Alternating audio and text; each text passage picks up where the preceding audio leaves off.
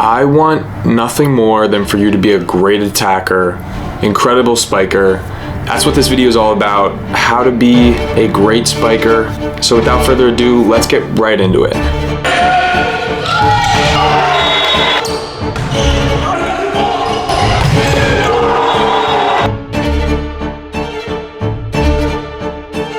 Big shout out to everyone that requested this video. I know it was popular in the comments. ZenX Genesis was one of those people asking for a video on how to attack the volleyball.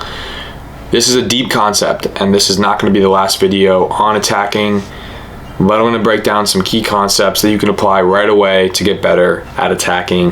For me, attacking comes down to 4 words: your route, your approach, and your spacing, and your arms.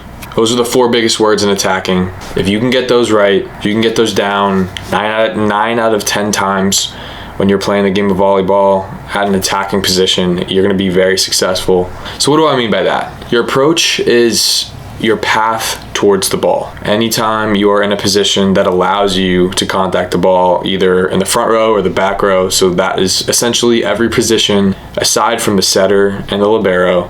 Whenever you're in one of those positions, you need an approach. An approach is your path towards the ball. Typically, you're going to see a 4-step approach, and for most right-handed hitters, that's going to be right, left. So you start your approach with your right foot, you end your last step with your left.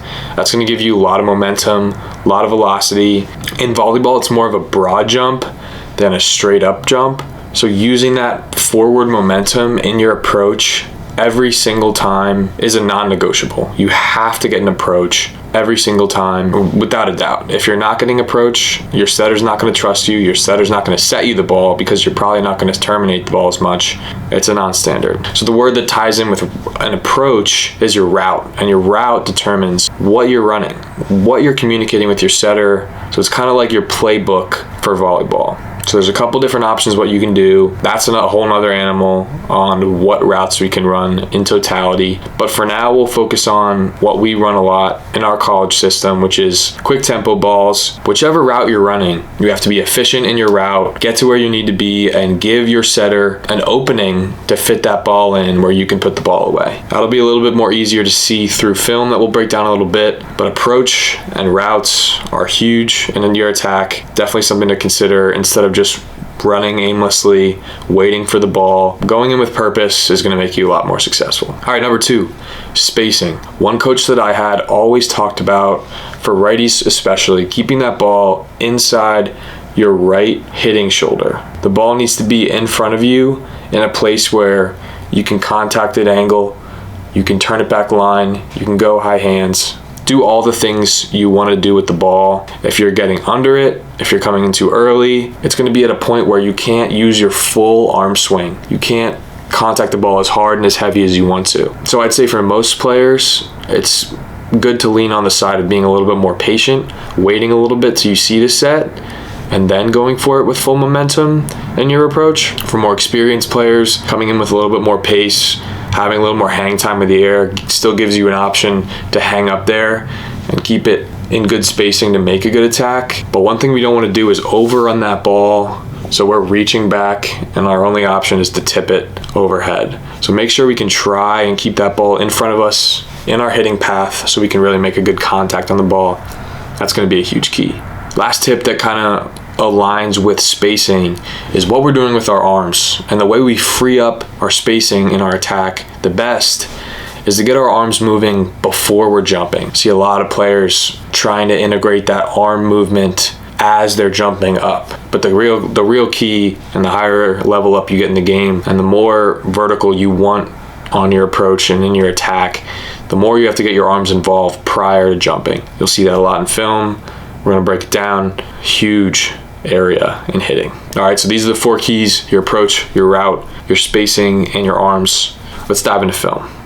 All right, here's the first video we're going to look at. This is from our Stevenson match, and this is focusing on speed in your approach. The quicker we can be in our approach, the faster we are with our feet, with our momentum towards the ball, the better it's going to be. You can see here we have a pass coming to Esteban with the 3 option. Grayson knows he probably has one-on-one here. backside with Diego on a red ball. So he puts that ball in perfect location, giving him options going line or angle. The tempo of the set beats the middle block, so Diego pretty much has a free path here, but the focus here is the approach. Waits for the ball, takes his first step as the setter is contacting the ball when it's a first tempo set. All his momentum in his approach to carry him into his jump, and then snaps really hard and puts that ball down that no one can get in a place that's really tough to dig. So keys here: quick feet, tracking the ball, get those arms working early, really snap on top of the ball, and you're gonna find success, put balls away a lot more consistently. I talked about the 4-step approach, but that's not always going to be the case. You can see in this video here, we have a free ball come over the net that comes short to Diego's hands, and all he can really do here is pass this ball to Grayson, get 2 quick steps back, and he's right back into his approach to attack this ball in first tempo. Even when you pass the ball, you still have an obligation to get some depth in your approach.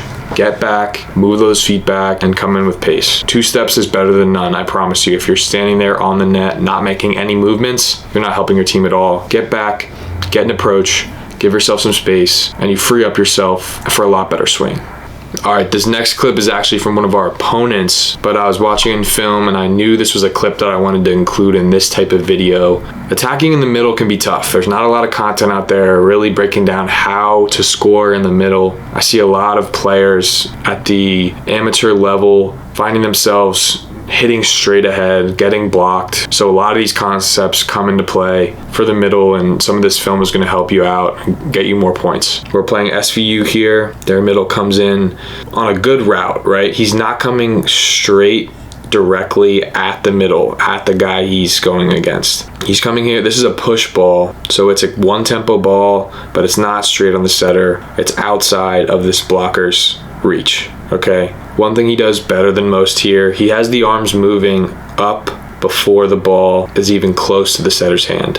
And once that ball is in the setter's hand, he is ready to go, ready in the air. You can see he gets his arms moving, so by the time that's in his hitting path, he's ready to put that ball away. And he finds that deep part of the court with a good deep swing.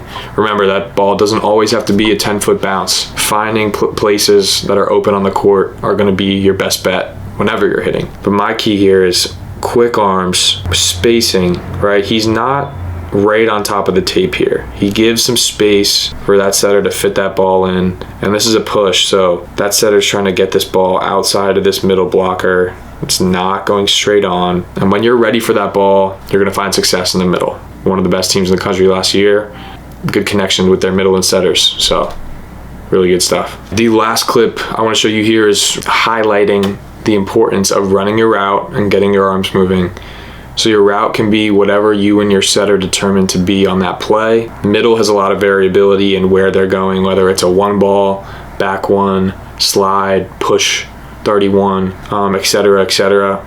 In this case, we're playing Juniata in the conference semifinals, and we get a free ball, perfect pass by Diego. Kirk immediately gets to his route, this 31, and when you can be creative in your route instead of just going the same place, the same direction every single time, it's going to be a lot harder for that blocker to get to. So he gets to this route, 31, gets his arms moving, up in the air early. When you're up in the air early and you're beating your blocker up in that spacing, you're going to win. He does, puts this ball down, and Kirk did that all year for us. Efficient in his routes, using his momentum, giving spacing for himself to either go straight on with the ball into the angle or cut it back, and that's why he was an all-conference player and one of the top players in the country last year in Division III volleyball. All right, that's all I got for you guys today. Attacking is a big part of the game, right? When we can control the things that we can control, our approach, our timing, our footwork, making sure our routes are run effectively, and you're on the same page with your setter, getting your arms active early and often, those are all going to help you be a better attacker, hopefully hit a higher percentage, and bring more points for your team, which is what we're looking for. So hope you enjoyed this video. Many more coming. Keep those comments full. We got a full schedule coming out of new videos soon. Appreciate the love as always, and we'll see y'all next time. Peace.